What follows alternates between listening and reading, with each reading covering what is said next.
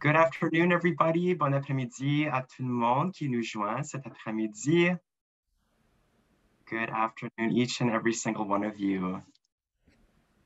We're going to start in a couple of minutes, but we're going to allow a couple more people to join us this morning, or this afternoon, rather. So once again, make yourselves comfortable, make yourselves comfy, grab a cup of tea, grab a coffee or water, whichever, whatever makes you the most comfortable. We'll get started in a couple of minutes. Je suis curieux de savoir, parce que cet après-midi, ce serait une présentation bilingue.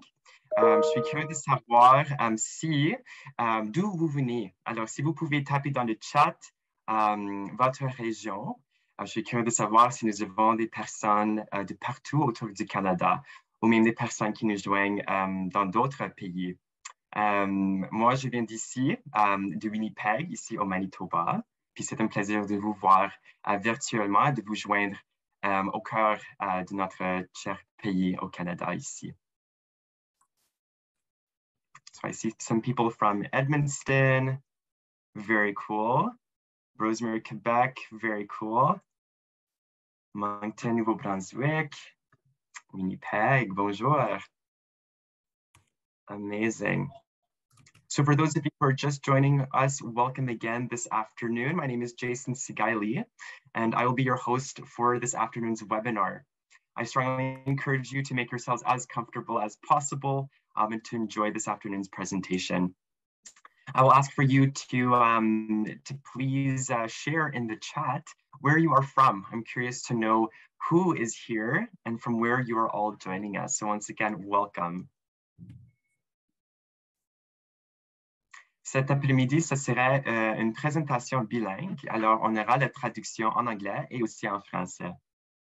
Alors, ne vous hésitez pas de communiquer soit dans les deux langues, de mettre vos noms dans, pardon, pas vos noms, mais plutôt votre ville d'origine dans le chat.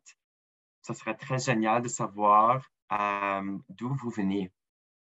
On est très nombreux cet après-midi. On a presque plus que 200. Alors, on va attendre jusqu'à temps que tout le monde soit ici avec nous.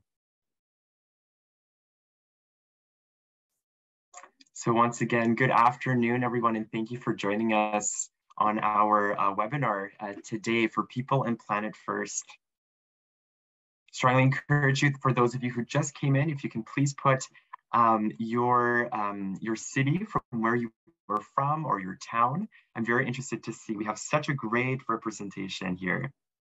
We have people from Quebec, from Windsor, Ontario, from Whitby, and someone from Toronto Diocesan Council. So great to see so many familiar names and some new names as well. We have people from Saskatchewan joining us as well. Thank you and welcome.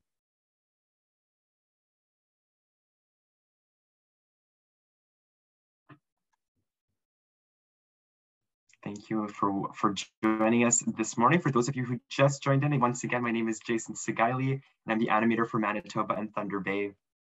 Thank you again for joining us this afternoon.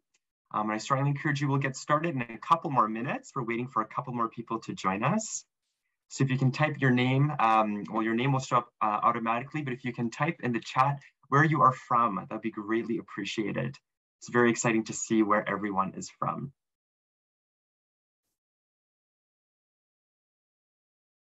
Alors, je vois des personnes qui viennent du Québec, Saint-Augustin-des-Maures, bienvenue de Vancouver, bienvenue, Saskatoon de Saskatchewan. Excellent, c'est un plaisir de vous voir cet après-midi. Merci tout le monde.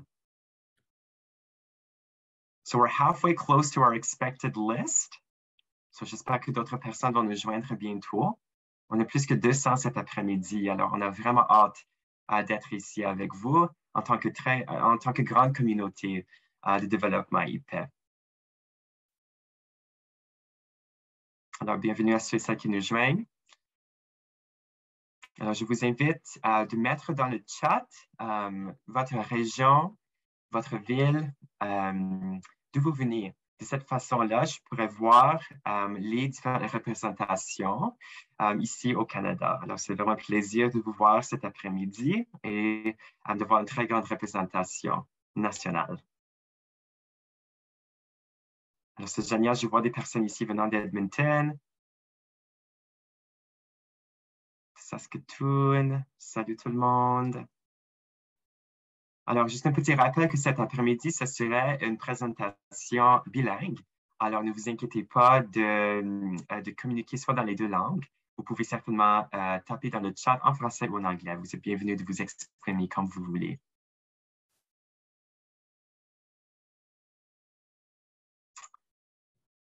On peut peut-être commencer dans quelques minutes, mais juste peut-être pour les personnes qui sont déjà ici, vous allez peut-être remarquer que vous ne pouvez pas vous voir. Puis ça, c'est la raison pour laquelle c'est un webinaire. Alors, vous n'avez pas accès de partager votre écran, de montrer votre caméra, d'allumer votre caméra, ni d'utiliser votre microphone. Alors, vous êtes tout simplement ici en tant que spectateur et spectatrice pour écouter la présentation.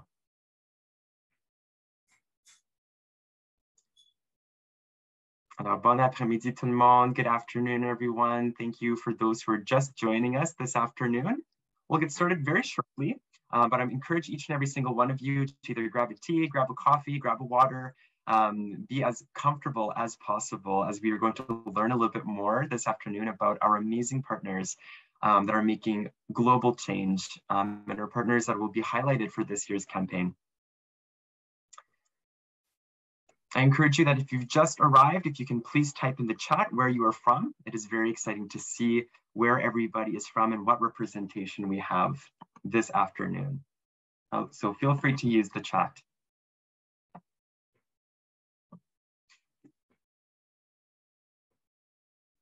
Good afternoon, everyone. All right, well, we will get started tonight. Rather, this afternoon, we'll get started for this afternoon's webinar. So good afternoon, everybody. My name is Jason Sigaili, and I am the interim animator for Development and Peace for Manitoba and Thunder Bay. It is with a huge pleasure to be here this afternoon to see, but more or less to have all of you here present with us to be able to learn more about development and peace, to be able to learn a little bit more about this year's campaigns, and to also see, hear, and having an open heart as well towards our partners that will be highlighted in this year's campaign. So welcome once again to each and every single one of you. Juste un petit rappel que cet après-midi, ce sera un webinaire bilingue. Alors, ça veut dire qu'il y aura la traduction qui sera offerte en anglais et en français. Alors, si vous regardez en bas de votre écran, dans le logiciel de Zoom, vous pouvez voir qu'il y a un bouton qui indique l'interprétation. Alors, si vous avez besoin de l'interprétation cet après-midi, vous pouvez cliquer là-dessus et choisir la langue qui vous convient pour bien comprendre la présentation cet après-midi.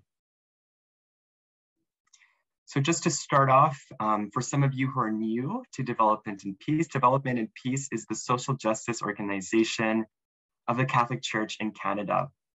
Development and Peace has been around for more than 50 years, highlighting the works of our amazing partners in the Global South, all in line with Catholic social teaching, notably the preferential option for the poor, community participation, the planet, and the care for our common home, etc. So we're very excited to be able to have each and every single one of you join us this afternoon. I just want to let everybody know that this afternoon's session will be recorded and be made available. So feel free to also share with others for those who are not able to make it for this evening. On va commencer d'abord avec une reconnaissance territoriale.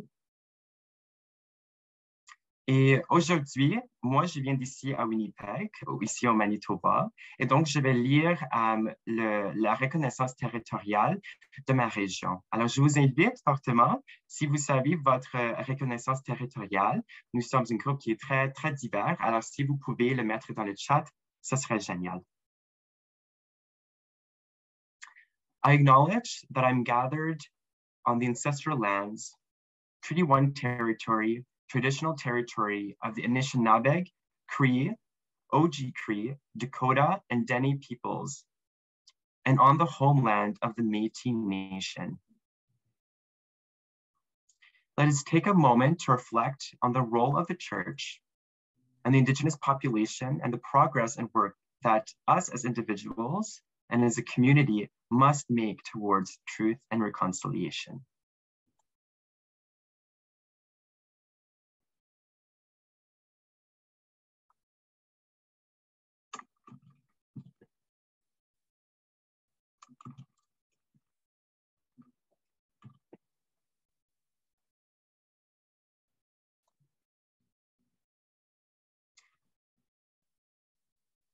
So again, welcome to each and every single one of you that are joining us this evening. Just to share once more, you will see below that there is an interpretation button. So feel free to click on the interpretation button to be able to select the language that you're most comfortable with to be able to listen and to participate as fully as possible for this afternoon's webinar. Alors, juste un petit rappel que cet après-midi, ce serait une présentation bilingue. Et donc, vous êtes plus que le bienvenu d'interagir dans n'importe quelle langue, soit en français ou soit en anglais pour cet après-midi. Juste une petite récapitulation pour cet après-midi. On aura différents invités que je vais vous présenter cet après-midi. Et cet après-midi, par la suite, on aura un peu de temps pour poser quelques questions. Alors, il y aura une période de questions et de réponses. Les questions seront posées à nos invités cet après-midi. Et donc, j'espère que ça va éclaircir quelques questions que vous avez en ce moment. Et j'espère que vous continuez de poser ces questions et d'interagir pour apprendre un peu plus au sujet de la campagne cette année. Avant qu'on continue avec nos présentations, je vais tout simplement inviter Mary Ellen Francoeur, qui va nous guider dans une prière d'ouverture. Sister Mary Ellen Francoeur, a sister of service, has been integrating nonviolence, peace, justice, and creation care with the organization Pax Christi in Toronto. Mary Ellen has also been involved in the healing ministry involving the whole body and the movements of Shibashi. Alors, je vais inviter maintenant Mary-Ellen Francoeur de nous inviter dans une prière d'ouverture. C'est à vous, Mary-Ellen. Merci, Jason. And good afternoon. Okay. All right. I just wanted to make sure I am on. Yes, good afternoon to everyone. And I invite us all to open this special webinar by bringing our whole beings to prayer.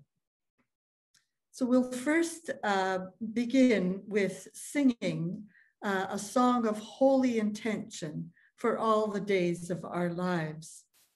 The name of the song is All I Do Today, and it is by Jan Novatka.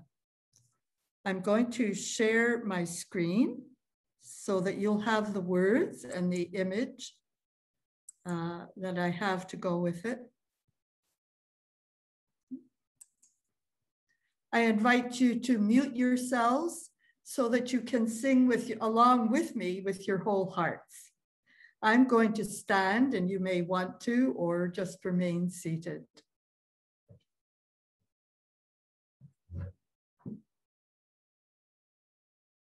May all I do today be for the healing of the whole.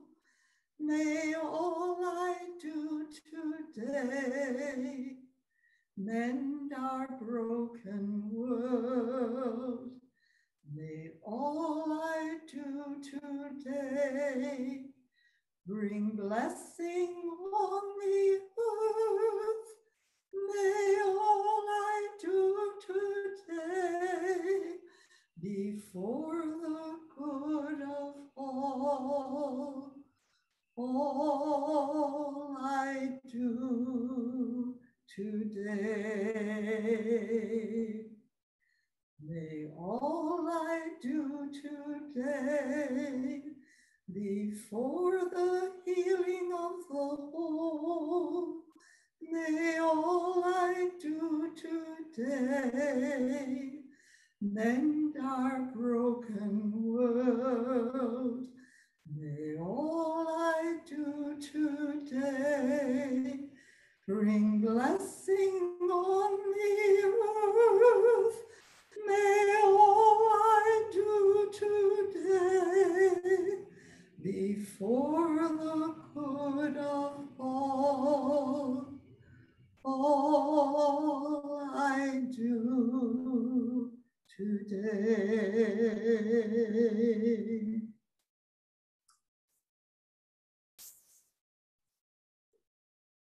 And I invite you to continue with me by bringing now all your body to some movements of healing. Please follow along with me. We lift up our arms to shoulder height and we draw into the center of our being all the energy of the cosmos. We open our arms wide, opening our hearts to all of creation. And we embrace all of that creation. We let our arms go down and we take a step with our left foot, and with our right arm, we lift up all the suffering of the earth, all of the suffering of the planet, the humans and the more than human who live on her. And we offer that suffering for blessing and healing. Bring our arm down and take a step out with our right foot, and with our left arm lifting up again all the suffering of the planet, of the earth, offering it for blessing and healing. Bring our arms down. And now just allow our arms to be lifted up to shoulder height. And we move our palms to face outwards. And we open ourselves to all the energies that are around us, all the energies of the planet, of creation, all of the energies that are right with us in our homes or wherever we are right now. And we become one with all of that energy. Bring our arms down and then allow them to be lifted up again to shoulder height and our palms face out. All the energy that we can feel in our beings right now is healing energy, which we can send out to wherever healing is most needed at this time.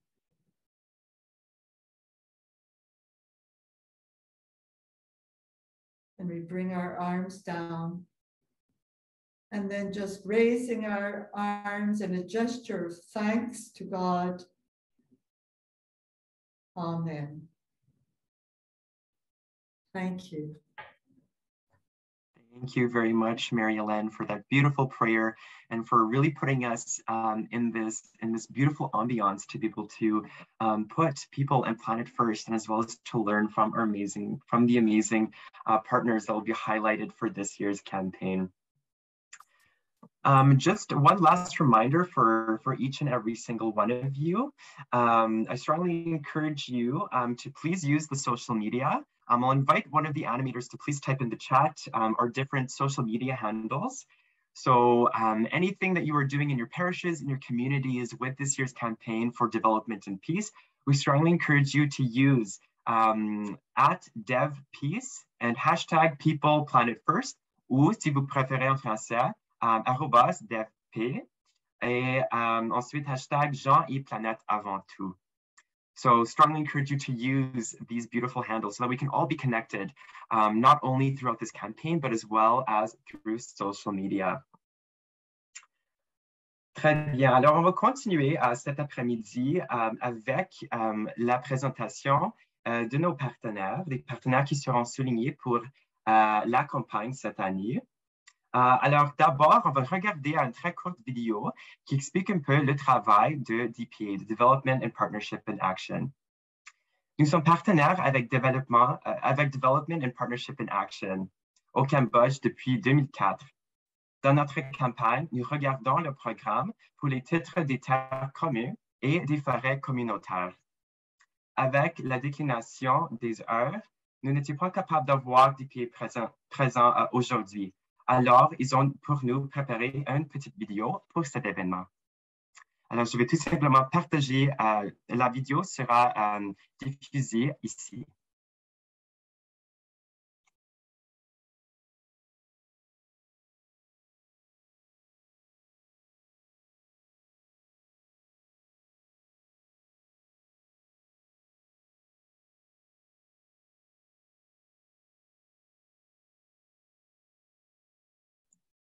Climate change affects local community almost every 2-3 years, especially flood and drought almost happen every year.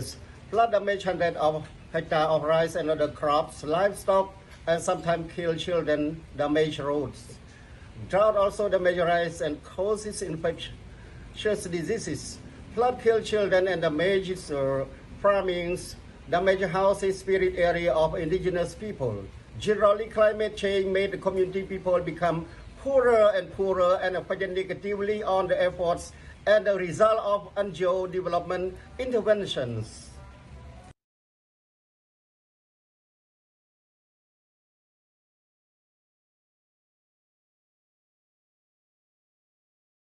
Due to illegal logging and forest encroachment is still happening in the countries, mineral exploration and mining operation are still a big issues and contribute to the damage forest coverage in Cambodia. This declined percentage of forest coverage resulted in climate change in the countries, region and the globe. There is the interconnections between local ecosystem and the people in the communities.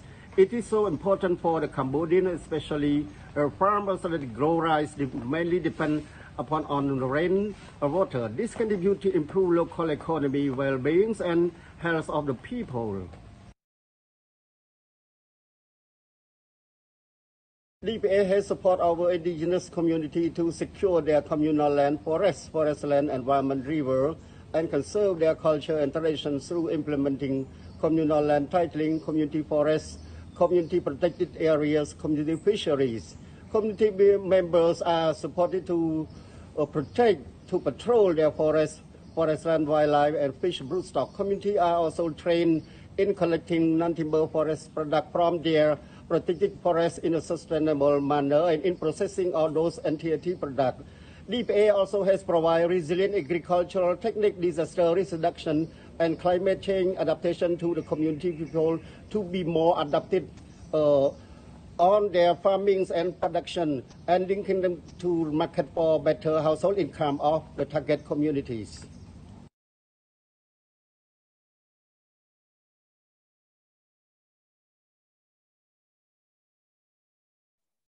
Merci encore de cette très belle vidéo qui décrit vraiment bien le travail qui est fait présentement au Cambodge avec Development and Partnership and Action. Alors, merci beaucoup. At this moment, I will now invite Felipe Benitez Vasquez, who is the coordinator of the Lenca Independent Indigenous Movement of La Paz, the MILPAH. So I will now hand it over to Felipe to talk to us a little bit more about the work of the partners that are taking place in the Honduras. So over to you, Felipe.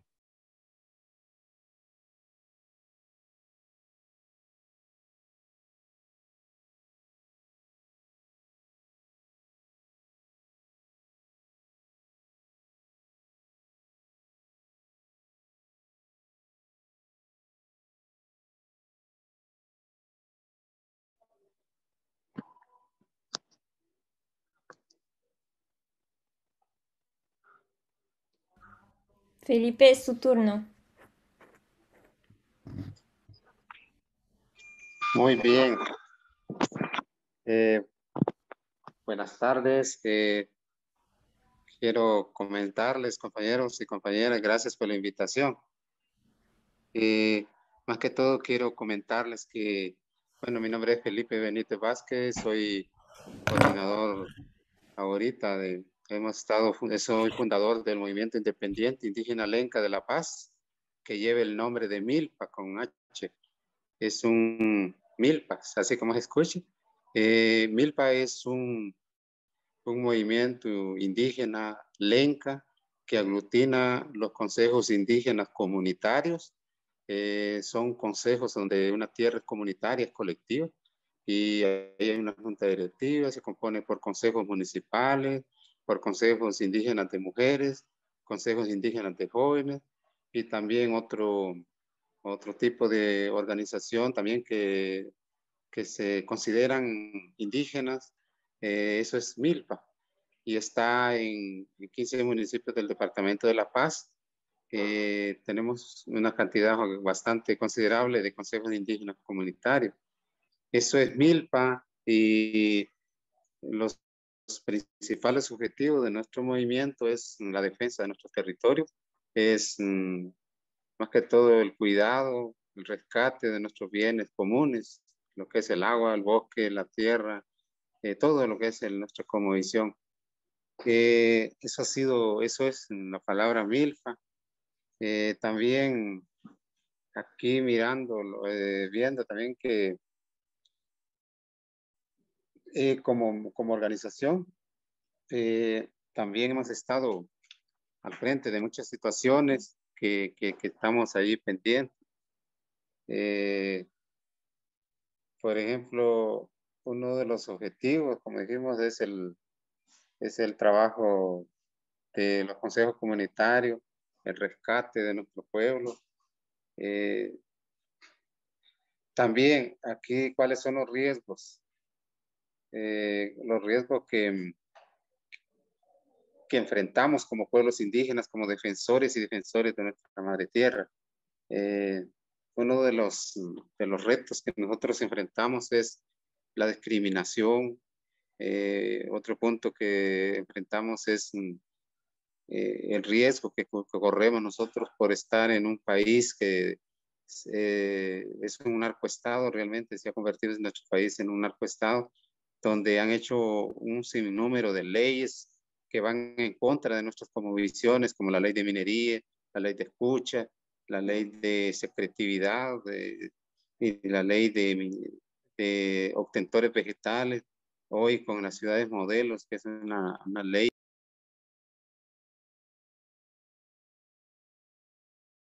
que viene a dañar, más que todo a criminalizar a nuestro pueblo. Uno de los retos, una de las criminalizaciones que tenemos es reformaron en el Congreso Nacional el Código Penal, y ahí pusieron penas como el desplazamiento forzado. Comentarles así de una manera muy rápida que nuestro compañero Víctor Vasquez, que es coordinador de asuntos territoriales de nuestra organización, él fue acusado por desplazamiento forzado, por robo agravado, por daños y perjuicios a la propiedad, por unos supuestos dueños de un terreno que son gente de nuestros lugares que se hacen pasar como dueños y que realmente ellos no son dueños de veras. Entonces, esta gente se ha dedicado a perseguir a nuestros compañeros. El compañero Víctor fue apresado el año pasado, del 11 de diciembre, y hasta ayer, por tanta lucha que se ha hecho por nuestros movimientos indígenas, campesinos, y también por el apoyo de organizaciones como CEPRODE, como otras organizaciones nacionales, lo dejaron en libertad ayer, y juntamente con otro compañero. Se estuvo cerca de 10 meses preso sin que el Ministerio Público pudiera probar que realmente ellos son criminales que hacen desplazamiento forzado.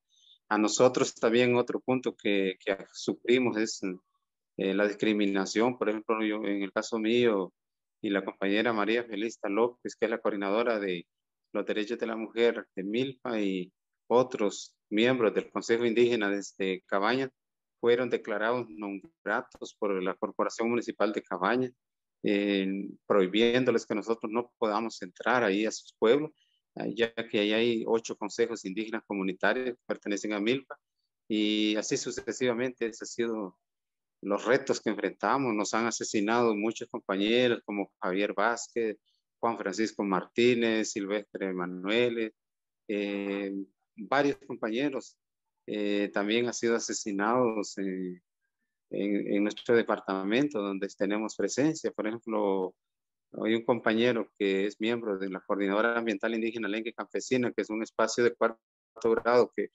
actualmente yo soy coordinador también de este espacio aquí en el departamento. Asesinado al compañero Felipe Vasquez, miembro de secretario general de UTC, y nadie está preso por este asesinato. Hay unos que están presos ahí, pero realmente no son ellos realmente los que han hecho este hecho, porque él dejó escrito que estaba siendo amenazada junto al compañero Víctor, que le iban a matar a él y a Víctor y al compañero Polinario. Entonces, ha sido una tremenda cosa que nos ha pasado. También nos han impuesto la ley de ordenamiento territorial, que quieren desplazarlos de nuestras tierras, quitarnos nuestros títulos comunitarios y montar unos títulos bajo la ley de ordenamiento territorial. Hay tanta discriminación, abandono en nuestro pueblo, no tenemos acceso a proyectos de desarrollo comunitario como la agricultura, la ganadería, no hay financiamiento, o sea, un pueblo abandonado en la salud, en la educación, nos imponen un modelo de educación contrario a nuestra cosmovisión. Eso ha sido la situación de nuestro pueblo. Y también otro punto también que queremos decir, quiero decir también es que, bueno, ya dijimos los riesgos que corremos los defensores, a pesar de que nosotros tenemos medidas de protección, esa cuestión no se hace realidad. Que hay una ley de protección a los defensores y defensoras de derechos humanos, pero no se cumple realmente. No hay voluntad política por el Estado para que nosotros podamos gozar de una libertad como defensores y defensoras. También otro punto importante es cómo pudiera, bueno, a través de las organizaciones, de casos como CEPRODEC, si pudiera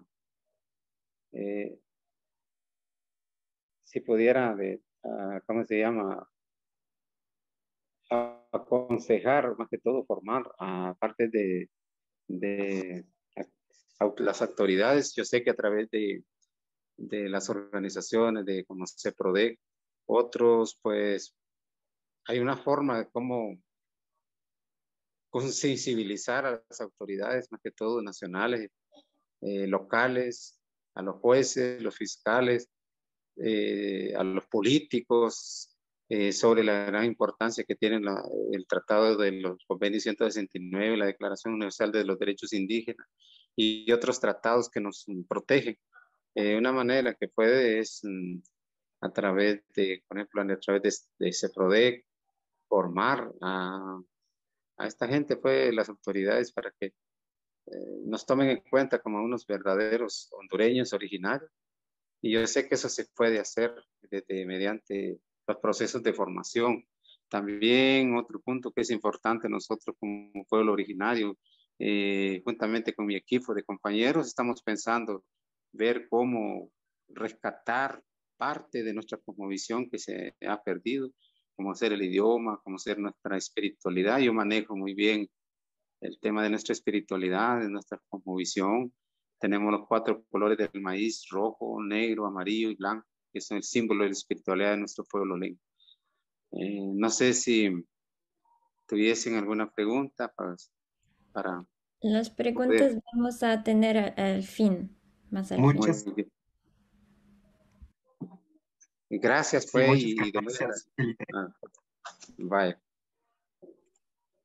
Muchas gracias. Muchas gracias, Felipe. So again, highlighting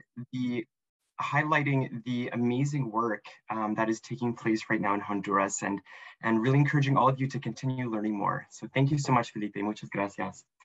At this time, I will now invite Donald Hernandez, who is the director of the Honduran Center for the Promotion of Community Development. I now invite Donald to share with us a little bit more.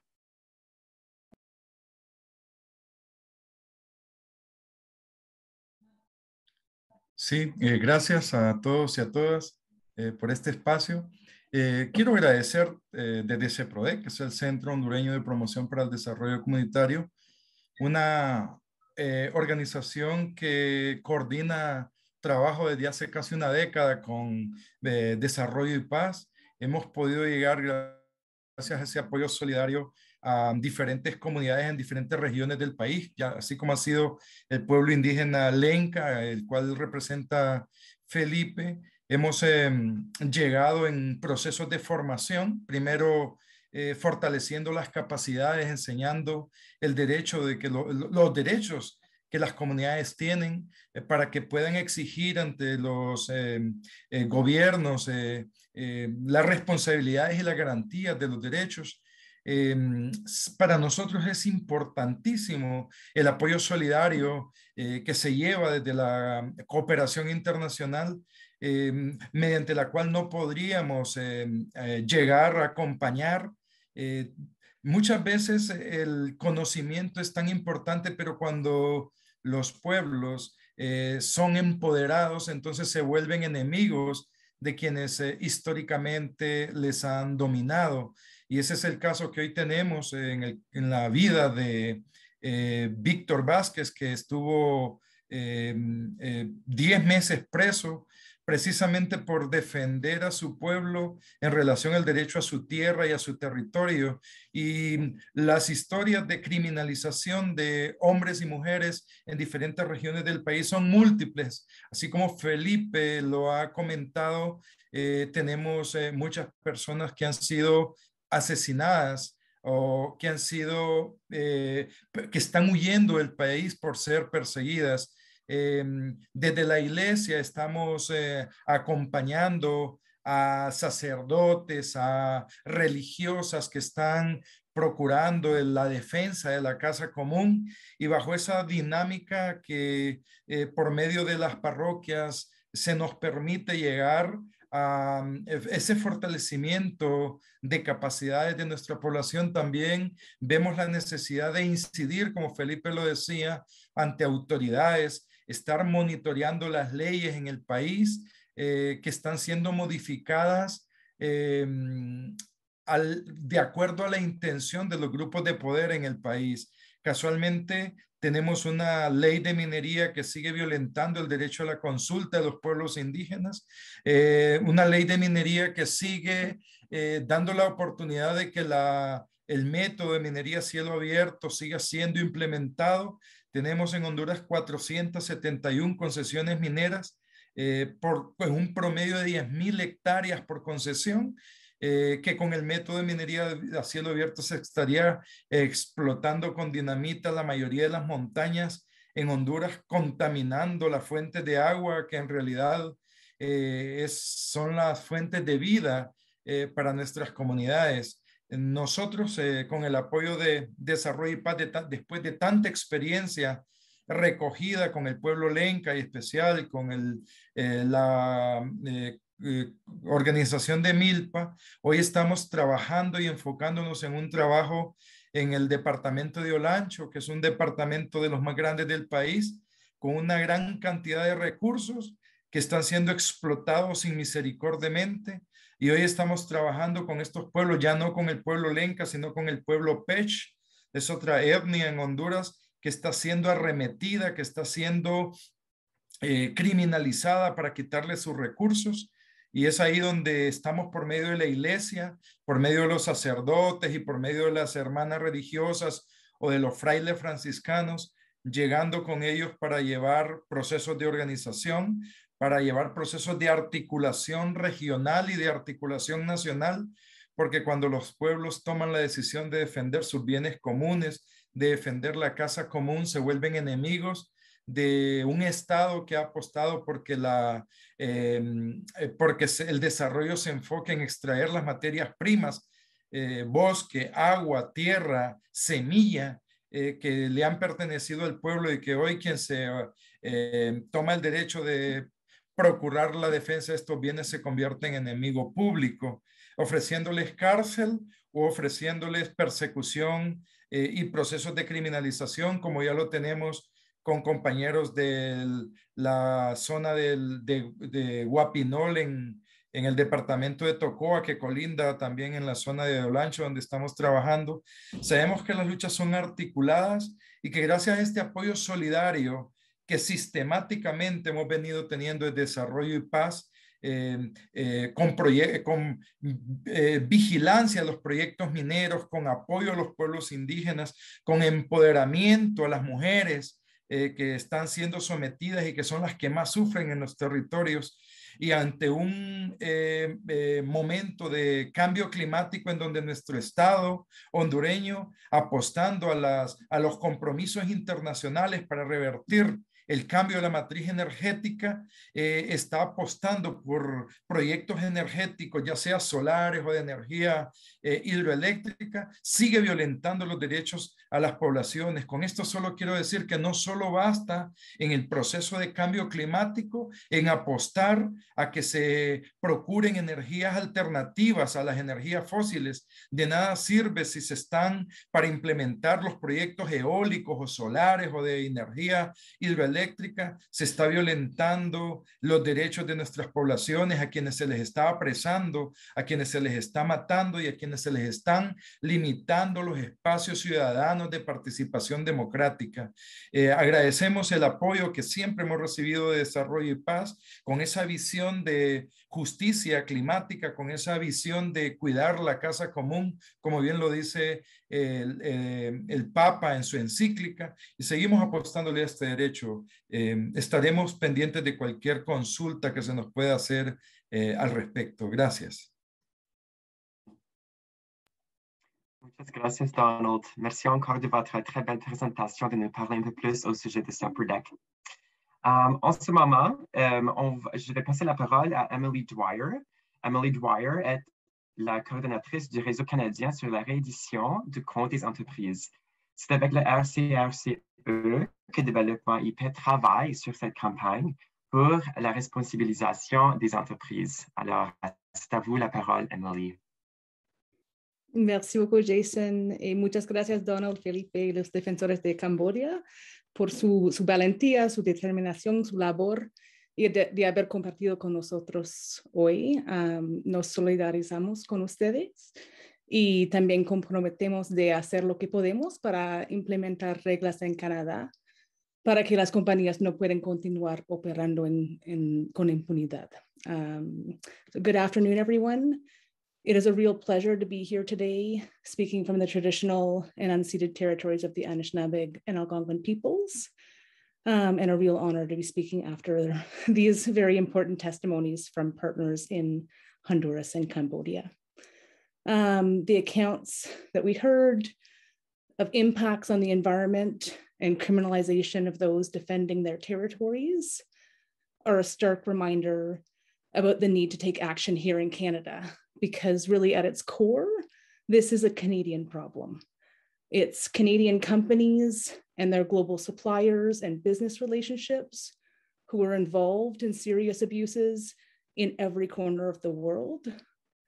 It's the Canadian government who, despite knowing about the problem of corporate abuse for many years, has so far failed to take action to address it. And to make matters worse, is often involved in financing and ensuring companies who are implicated in abuse abroad. It's virtually every Canadian who is linked to the pension plans that are financing corporations involved in abuse. And the vast majority of Canadians end up purchasing products made through harmful practices or environmental damage because Canada has yet to regulate these activities. So it's really on all Canadians to act to end this abuse. And luckily, there's a lot that we can do. So after several years of research, consultation, and engagement with subject matter experts and impacted communities, this last spring, the CNCA published a model law as a blueprint for the government of Canada. It's called the Corporate Respect for Human Rights and the Environment Abroad Act. Le projet de loi modèle contient 3 piliers. La première, c'est que ça instaure un devoir pour les entreprises de prévenir les abus des droits de la personne et les dommages environnementaux. Cette obligation appliquera tout au long de leur chaîne d'approvisionnement et opération globale. C'est-à-dire qu'une entreprise serait tenue de s'assurer qu'elle-même et ses sociétés filiales et ses sous-traitants et fournisseurs évitent de causer des préjudices dans leur activité à l'étranger. Elle serait aussi tenue de remédier toute incidence négative qu'elle ne réussit pas à éviter ou prévenir. La deuxième pilier, c'est que ça impose une obligation aux entreprises de faire preuve de diligence raisonnable. Cela veut dire qu'ils devraient mettre en place des procédures pour définir les risques et les abus existants, de prévenir et atténuer ces risques et de rendre compte sur leur action. Ils devraient faire un rapport annuel sur leur procédure de diligence raisonnable et devraient consulter les titulaires des droits tout au long du processus. Ces 2 premiers piliers vont vraiment au cœur de notre but, qui est de la prévention des abus avant qu'ils ont lieu. Le troisième pilier, c'est que ça établit un droit d'action devant les tribunaux canadiens pour préjudice ou pour défaut de faire preuve de diligence raisonnable. Donc, on ne doit pas attendre qu'il a un tort ou un préjudice. On peut avoir accès aux tribunaux si une entreprise ne fait pas preuve de diligence raisonnable. La loi inclut une défense limitée pour les compagnies. Ils peuvent essayer de se défendre à une telle action s'ils ont mis en place de mesures de diligence raisonnable efficaces. So what if this law existed now? How would it concretely help the situations that we just heard described in Cambodia and Honduras? À l'heure actuelle, les entreprises peuvent éviter de s'acquitter de leur responsabilité de respecter les droits humains parce que soit les règles contraignantes n'existent pas, ou ils ne sont pas appliqués, ou parce que les entreprises structurent leurs opérations mondiales de façon à éviter toute responsabilité. Cette législation changerait la donne. Les compagnies ne pourraient plus soustraire à leur responsabilité de respecter les droits humains en ayant recours à la sous-traitance, en opérant par l'intermédiaire de filiales ou en demeurant volontairement aveugles aux incidences sur les droits humains de leur chaîne d'approvisionnement. Right now, the United Nations and the Government of Canada say that they expect companies to respect human rights, but that expectation is to be implemented voluntarily. This means that what we're doing is relying on moral suasion, hoping that profit-driven companies will do the right thing simply because they're asked to. That kind of moral suasion has no influence on many companies. This legislation that we're proposing would transform the expectation to respect human rights into a legally binding obligation. The legislation would make it so that a company is not only expected to respect human rights, but required to. And that requirement would have enforcement. So it would transform the current system where impacted communities have to spend 5-10 years fighting just to see if they can have their day in court in Canada, to where they would have a written legal right to access Canadian courts. Felipe earlier was speaking about Convention 169 and the rights of Indigenous peoples. The legislation that we've proposed includes reference to UNDRIP and would require companies to be fulfilling the clauses within that convention.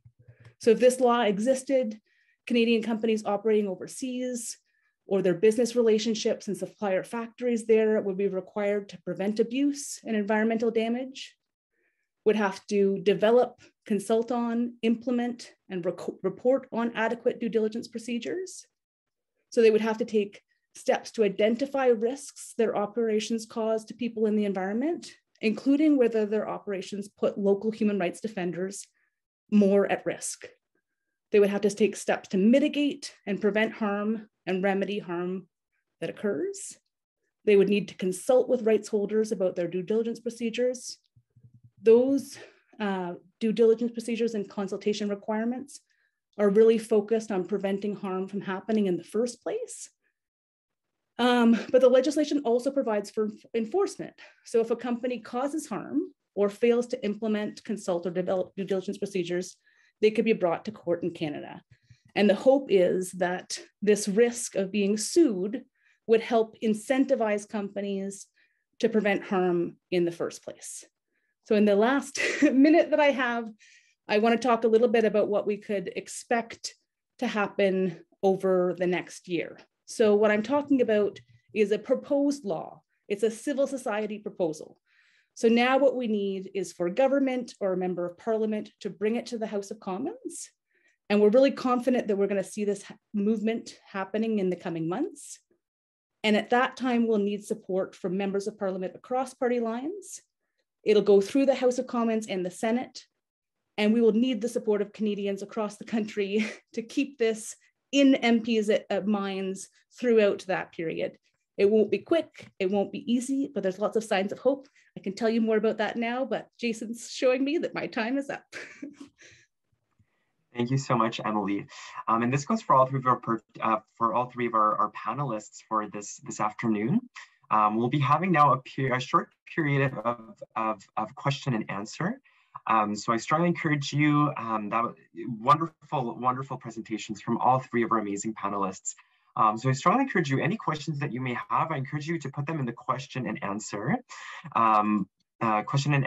part, which is found at the bottom of your screen.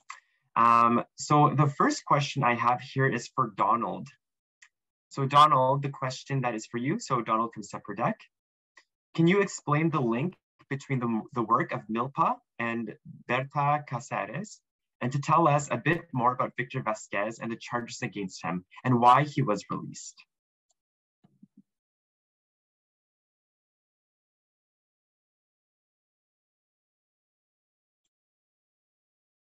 Bien, contesto ahorita. Claro, saben que anoche recién se logró la libertad de Víctor Vázquez, líder indígena del movimiento Milpa, que como Felipe lo explicó, estuvo preso desde diciembre del año pasado. Víctor Vázquez es indígena lenca. De igual manera, Berta Cáceres era una líder indígena lenca de un municipio, de un departamento vecino a La Paz. Las luchas son las mismas y lo que vemos en esta dinámica es las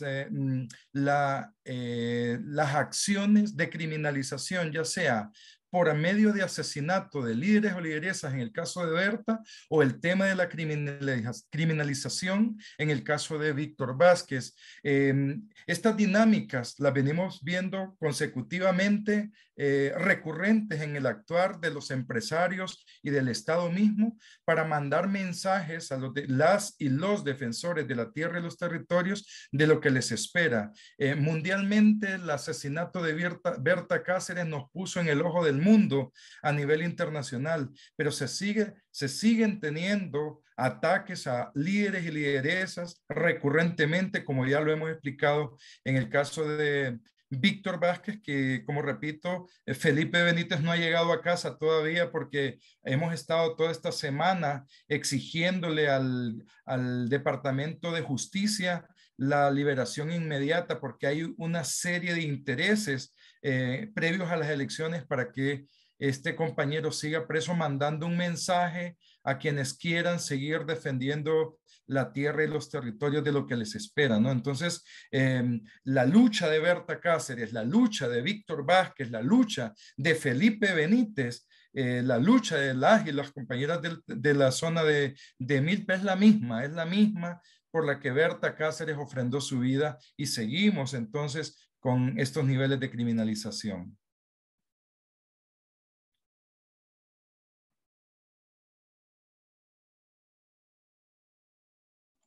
Muchas gracias, Donald. This is also another question for Donald. What has been the impact of Canadian companies in Honduras? What is the situation now?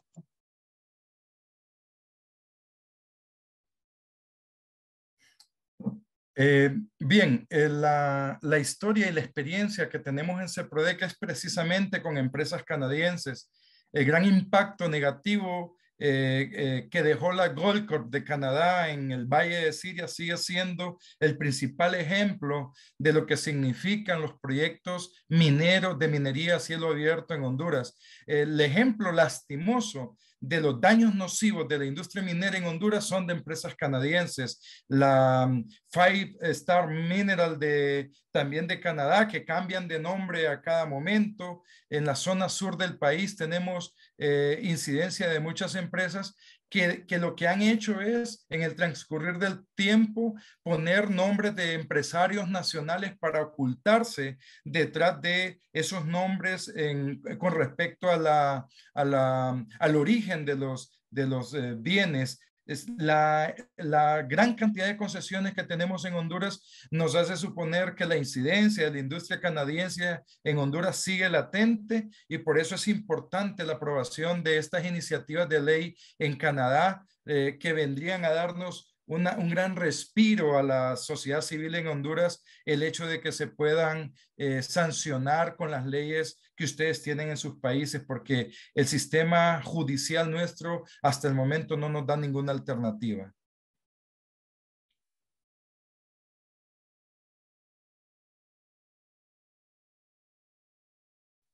Muchas gracias, Donald. There's another question. There's another question here. Development and Peace was asking some years ago for an ombudsman so that people whose right, so I will direct this question mostly towards Emily. So Development and Peace was asking some years ago for an ombudsman so that people whose rights or environment is being impacted had a recourse, someone with power to force companies to comply with human rights and environmental standards. Is there any progress on this? Hi, great question. And yes, it's we continue to work towards having an ombudsperson with powers to investigate. An office called an ombudsperson was created in 2019.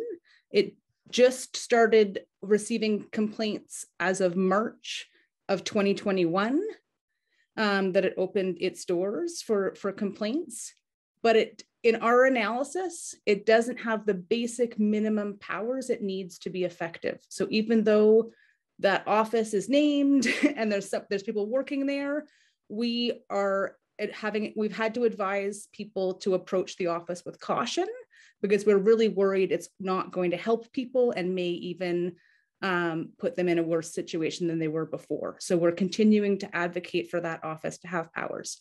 There are some helpful developments. The United Nations has told Canada that the office isn't enough and isn't what Canada committed to do.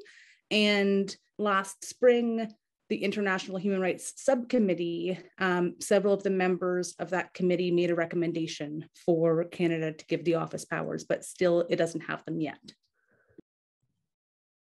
Thank you so much, Emily.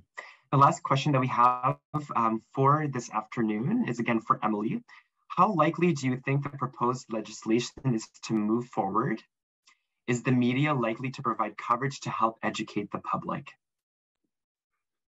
Well, these are good questions. So I think our analysis is that there's a lot to be really hopeful for.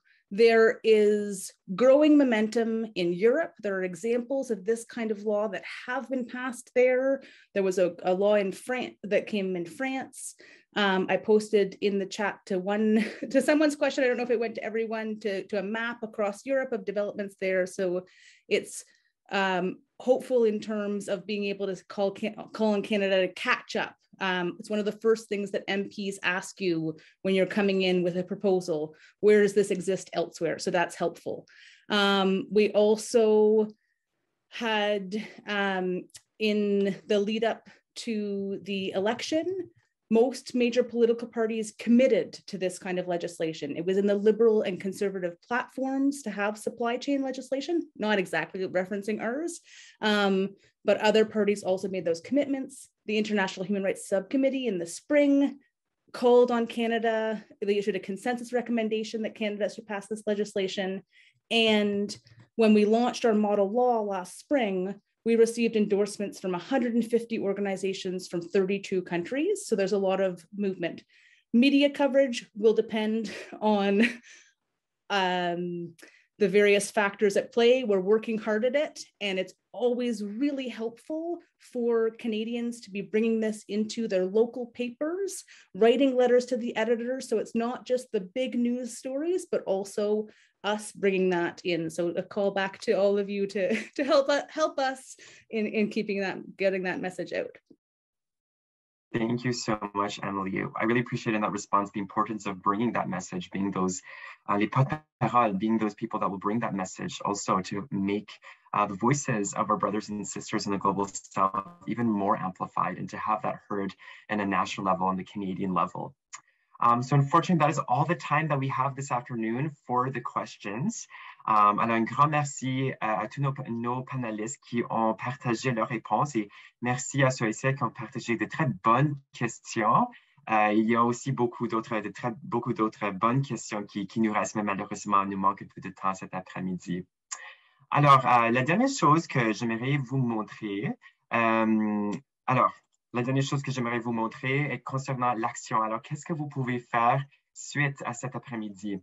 Alors, comme vous savez peut-être vous l'avez déjà rencontré lors de votre formation, lors de vos ateliers déjà. Sinon, voici comment vous pouvez vous impliquer avec l'action. Alors, comme mentionné par Emily, il y a une loi sur la diligence raisonnable qu'on aimerait mettre en proposition pour que ce soit fait en tant que loi. Et donc, comment est-ce que vous pouvez contribuer? Voici le nouveau site web de Développement et Paix. Alors, si vous n'avez pas eu l'opportunité encore de le visiter, je vous encourage fortement de le visiter avec toutes les informations qui sont maintenant mises à jour. Alors, si vous cliquez ici sur « Participer », vous pouvez cliquer ici sur la campagne et vous pouvez voir ici l'onglet qui dit « Agir ». Et donc, qu'est-ce que vous pouvez faire? Voici une très belle vidéo qui explique très bien c'est quoi cette loi qu'on aimerait mettre en œuvre qui s'appelle la loi sur la diligence raisonnable. Et donc, qu'est-ce que vous pouvez faire? Vous pouvez signer la pétition qui est en ligne. Alors, vous pouvez tout simplement partager ces informations avec n'importe qui dans votre communauté, dans votre paroisse, dans vos écoles, même les membres de votre famille. Alors, le plus de signatures que nous avons, le plus qu'on pourrait amplifier les voix de nos frères et de nos sœurs au Sud. Alors, vous pouvez remplir le formulaire ici en ligne. Et de plus, vous avez aussi toutes les instructions, toutes les directives qui se trouvent ici. Et il y a aussi la pétition en papier. Alors, si c'est plus convenant pour vous de partager les informations par papier, c'est aussi disponible dans ce format-là. Alors, il faut récolter au moins un minimum de 25 signatures. Toutes les instructions, toutes les directives sont déjà mentionnées dans les formulaires. Et donc, vous pouvez remplir ce formulaire avec les différentes signatures, ensuite les amener à votre animateur pour qu'on puisse ensuite les présenter à un membre du Parlement pour que ce soit envoyé aux chambres de communes, pour que ce soit délibéré en tant que loi. Alors, je vous encourage fortement de faire partie de ce mouvement et d'entamer l'action par ce moyen. Encore, si vous avez d'autres questions, je vous encourage fortement de contacter votre personne animatrice régionale. Dernièrement, j'aimerais juste dire un très grand merci à tous nos panélistes cet après-midi. Alors, un grand merci aux personnes qui ont créé la vidéo pour Development and Partnership in Action. Un grand merci, muchas gracias à Felipe. Muchas gracias también a Donald Et aussi un très grand merci à Emily. Merci encore d'avoir passé le temps avec nous cet après-midi pour partager avec nous l'importance du travail que vous faites et comment nous pouvons vous soutenir dans différentes manières. Alors, juste quelques mots pour fermer ou pour terminer cet après-midi. L'enregistrement sera disponible bientôt sur YouTube. Alors, s'il y avait quelqu'un qui n'était pas capable de se présenter cet après-midi, justement, la vidéo sera prête sur YouTube. Alors, ne vous hésitez pas de partager ça dans vos réseaux. Et depuis, la vidéo sera aussi disponible sur le site web de Développement et Paix. Alors, merci encore de partager cette vidéo avec tout le monde. Et dernièrement, je vais passer la parole à Brenda qui va nous faire une prière de clôture. Alors, c'est à vous la parole, Brenda.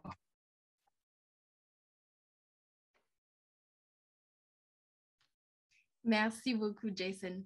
Alors, cette prière de clôture, c'était la prière qui est tirée du 50e anniversaire de solidarité. Donc, je vous inviterai ensemble de réciter la prière au nom du Père, du Fils et du Saint-Esprit. Amen.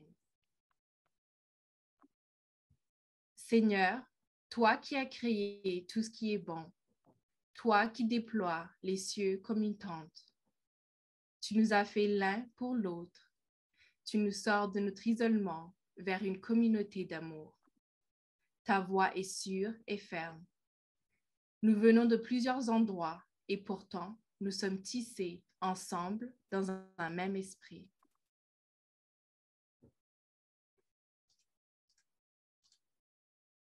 Ensemble, nous entendons le cri des pauvres, courbés sur le poids de l'injustice. Ensemble, nous voyons la douleur de la terre dont tu détruis la beauté. Et ensemble, nous entendons ta voix le plus clairement. Elle nous appelle à être solidaires avec nos sœurs et nos frères dans le besoin. Elle nous appelle à s'engager comme Ruth envers Noémie en disant « Où tu iras, j'irai. Où tu resteras, je resterai. » Seigneur, déploie la toile dans nos cœurs afin que nous sachions faire une place à la souffrance de toute l'humanité et de toute la création. Aujourd'hui, par ta grâce, nous joignons nos vies à celles et ceux qui œuvrent dans les champs, à celles et ceux qui sont accablés par l'injustice et qui travaillent à bâtir le monde selon ta volonté. Conduis-nous sur la voie des disciples de Jésus-Christ, la voie de l'amour, de la foi, de la justice et de la paix, la voie qui a toujours été la tienne. Amen.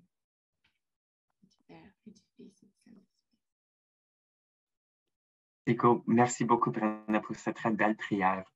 So once again, everyone, thank you so much for joining us this afternoon. Thank you for spending an hour with us to be able to listen and to hear the amazing work and the work that still needs to be done from our partners in the Global South, and as well as what we can do in the Canadian context.